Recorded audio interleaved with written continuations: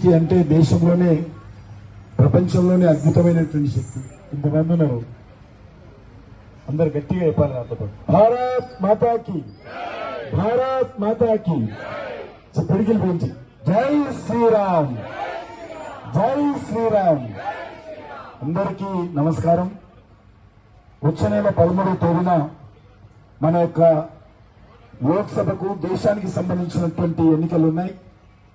ఎన్నికల్లో మనమందరం కూడా తప్పకుండా పోలింగ్ బూత్కెళ్ళి ఓటేయాలి, దేశం కోసం ఓటేయాలి, మన దేశ భవిష్యత్తు కోసం మనమందరం కూడా ఓటు వేయాలి.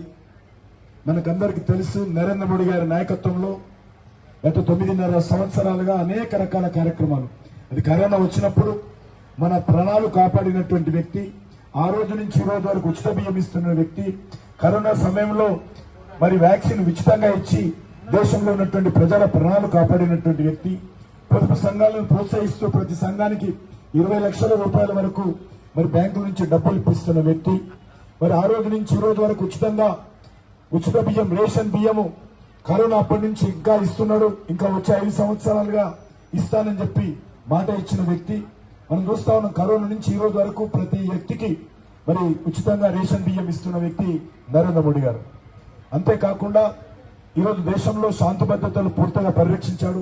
ఉగ్రవాదాన్ని, మతకాలను, కర్ఫ్యూని అరికట్టినటువంటి వ్యక్తి, తిరుగు లేనటువంటి వ్యక్తి, ఒక మాట మీద ఉన్నటువంటి వ్యక్తి, మరి పేద కుటుంబాల నుంచి వచ్చినటువంటి వ్యక్తి, బీసీ సామాజిక వర్గం నుంచి వచ్చినటువంటి వ్యక్తి మన నరేంద్ర మోడీ గారు.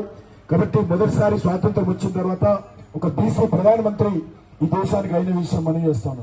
అందుకే మీ అందరూ కూడా 13వ తారీఖు నాడు మరి తప్పకుండా మీ ఓటు హక్కు వినియోగించుకోవాల్సిందిగా మీ అందరినీ కోరుతా ఉన్నాను.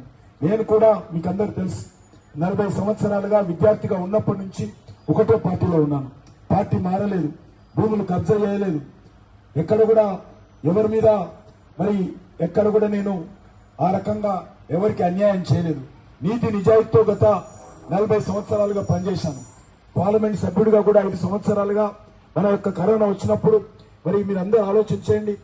ఈరోజు ఉన్నటువంటి అభ్యర్థుల్లో కానీ, పార్టీలో కానీ, ముఖ్యమంత్రి గారు ఆ రోజు ఉన్నటువంటి కేసీఆర్ కానీ ఏ రోజు కూడా ఏ హాస్పిటల్కి వచ్చి ఎవరు చూడలేదు. కానీ అనేక సార్లు మన గాంధీ హాస్పిటల్ కానీ, కరోనా పేషెంట్లు ఉన్నటువంటి ప్రతి ఆసుపత్రికి వెళ్లి అందరి మంచి చెడ్డలు చూసి ఆ రోజు ప్రాణాలకు తెగించి కూడా పనిచేసిన విషయాన్ని మనం చేస్తా ఉన్నాను.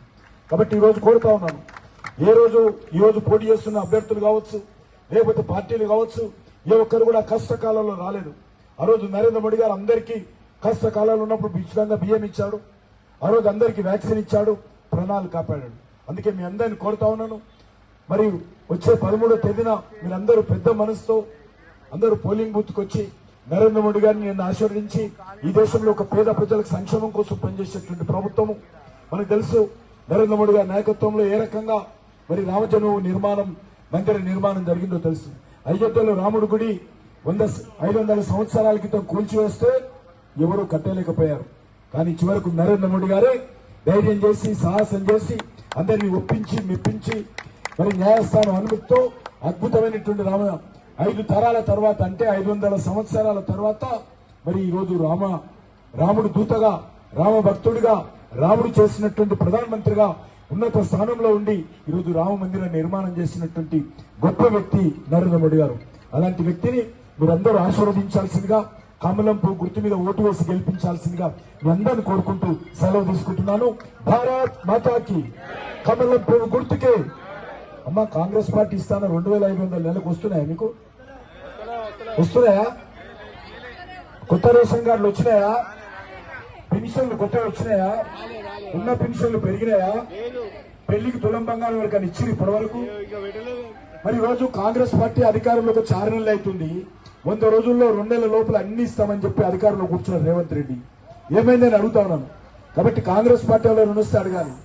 తెలుగుదేశం పార్టీ కూడా మనకు తెలుసు, డబుల్ బెడ్రూమ్ ఇస్తా అని చెప్పి 10 ఏళ్ళు ఊరించి చివరికి ఆయన్ని మరి పగటిపోను వదిలేసి ఫామ్ హౌస్ లో డబుల్ బెడ్రూమ్కి వెళ్ళిపోయాడు. కాబట్టి ఈరోజు ప్రజలను మోసం చేసేటువంటి పార్టీలను ఆలోచించి దూరం పెట్టాల్సిందిగా మీ అందరినీ కోరుకుంటూ సెలవు తీసుకుంటున్నాను. భారత్ మాతాకి.